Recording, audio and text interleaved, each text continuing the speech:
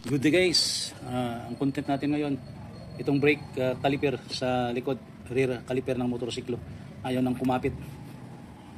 Ay tapakan natin to, mahina ang kapit, kalawang sa sobrang tagal. Pero bubuhayin natin to guys, i-rebuild natin sa pamamagitan ng paglinis. Hindi tayo basta-bastang bumili ng bago, kaya pa natin tong ma-rebuild or mabuhay para magiging functional. Okay guys, so tanggalin muna natin to.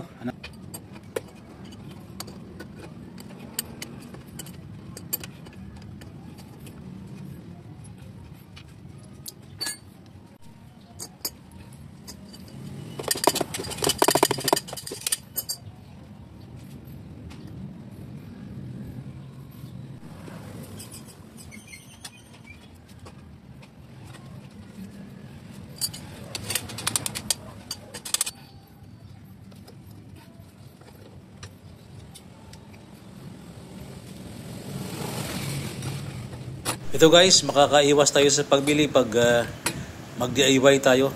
Hindi tayo makapanood sa YouTube pag di tayo marunong. Marami tayong videos doon na mapanood. So, ang tip dito guys, huwag muna nating kalasin itong mga fluid line para mapump natin at matulak natin palabas ang ating piston ng ating rear caliper. I-pump na natin guys para mapalabas natin ng kaunti-unti itong piston ng ating brake caliper. Kailangan natin mailabas yan. Kita nyo? Yun. Yan ah. Hindi siyang lumalabas ah. Kailangan ilabas natin guys ng full. Yan. Kaya natin na ah. Ito yung guys yung technique para makalabas natin. Maligisan natin. Yan. Yan. So kunti na lang guys ah. Yan.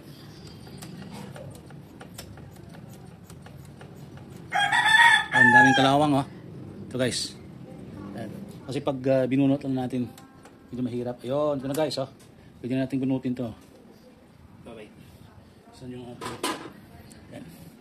So, yun, ito guys. Ayun. Kasi, saan dami pa nga. Tapon. Yan, wala talaga yung ano. Yung lalagyan lang natin yung mamaya. Tanggalin natin guys. Ito pwede pa eh.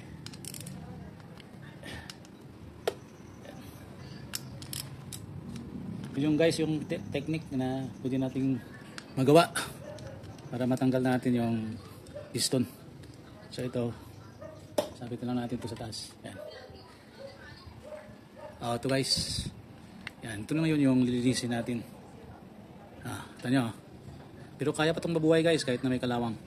Kayang-kaya pa to. Okay, so lilinisin natin guys. Loob, merong rubber ito guys.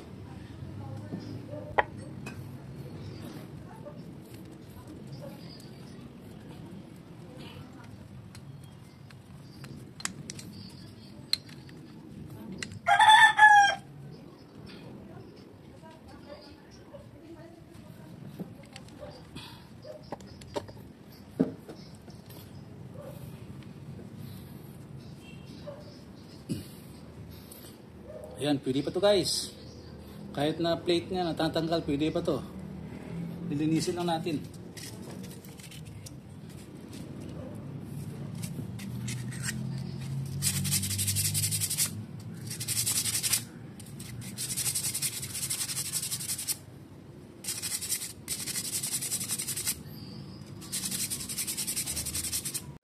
Ito guys yung technique na ginawa natin para makalas natin tong brake pad. Para mapalitan natin. Pag di natin kasi makakalas tong lock, ay hindi natin matatanggal at mapalitan yung brake pad natin. Ito na yun yung ginawa natin. Yan. So pwede na natin tanggalin at mapalitan ng bago guys. Ito na guys. Lilisin na natin guys. Oh.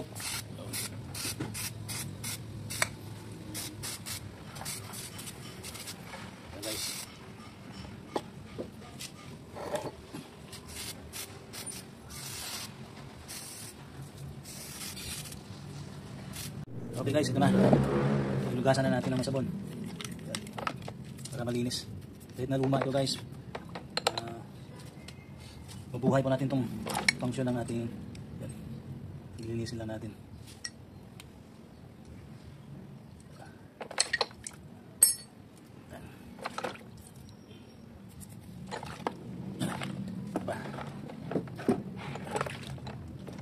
Guys.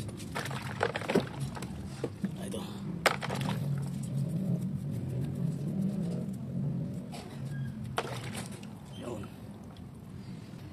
Oh, ito guys, malinis na to. Ngayon, pahanginan lang natin ng compressor natin para matanggal tong mga hangin at dumi pa na nandoon sa loob. Pag walang compressor, pwedeng punas-punas lang guys hanggang sa matuyo.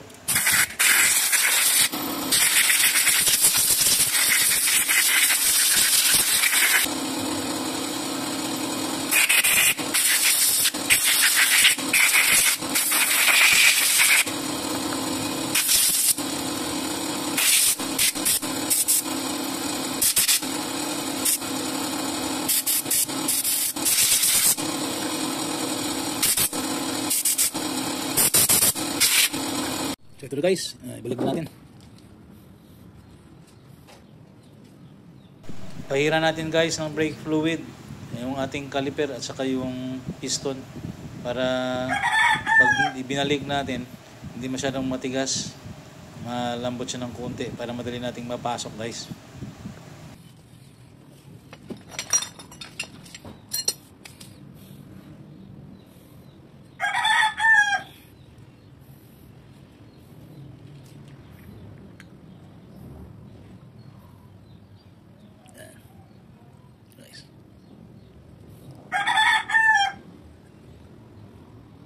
Yun.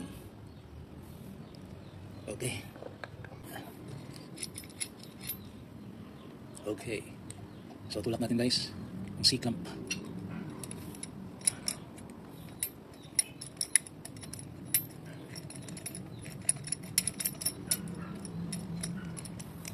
Yan.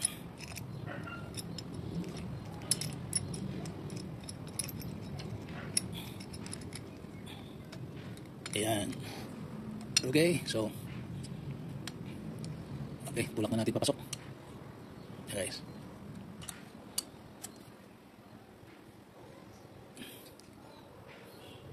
Ayan. Ayan guys. Ayan, pasok yan. Tulak na lang natin yan. Okay. Ayan. Right, so okay din. Ang galo na. Ayan. So nakita natin ha. C-clamp na yung ginamit natin para mabalik natin guys.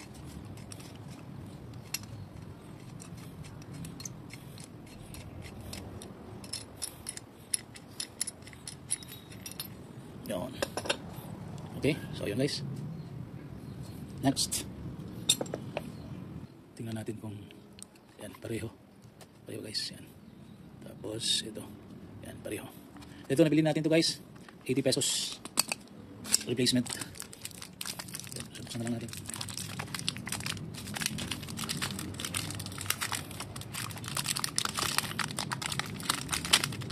Okay. So, balik na natin to. Ayan. Balik na natin lap. Okay naman. Okay. Okay, ito na guys. Ipit na lang natin to. Tsaka i-bleed.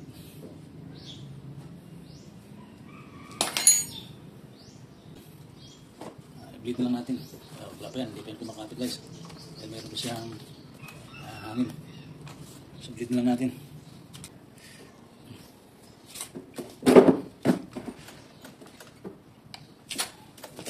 Natin. Okay.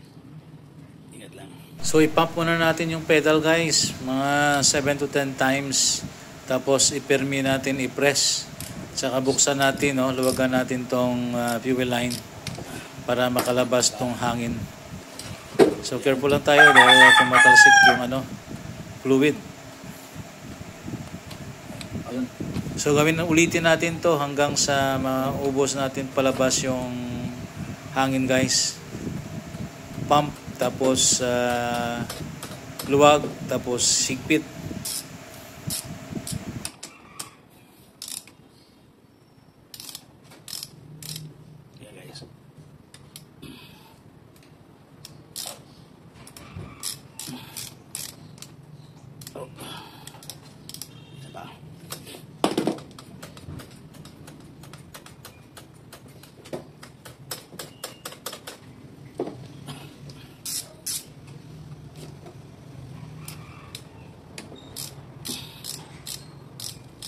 Yun. Ayan guys.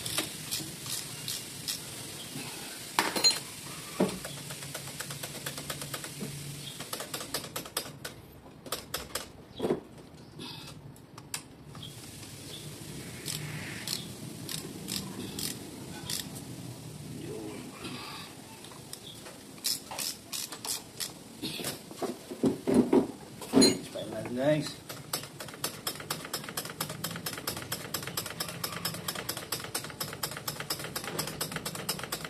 dami.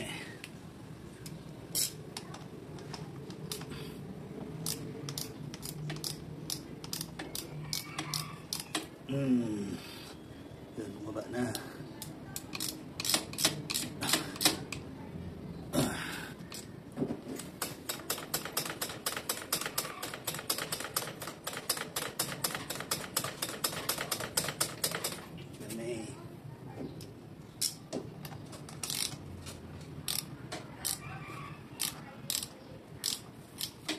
Yun.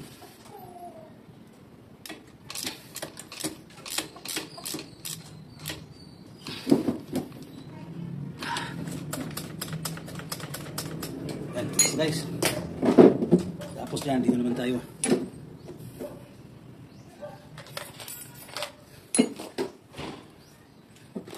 Matamaan yung suko natin.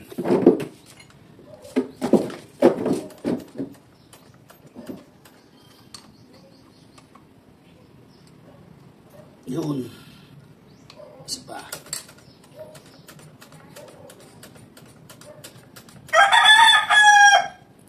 Ayan, wala na yan.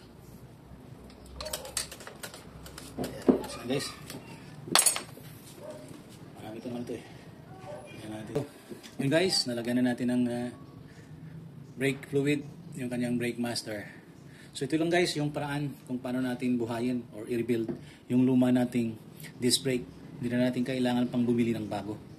So, test natin kung kakapit. Yan guys. Yan. So, kung makapit na siya guys. Ayun. So, lakas na ng kanyang kapit. Yan guys. So, thank you for watching Ken DIY PH sa pag-rebuild or pagbuhay ng ating lumang disc brake.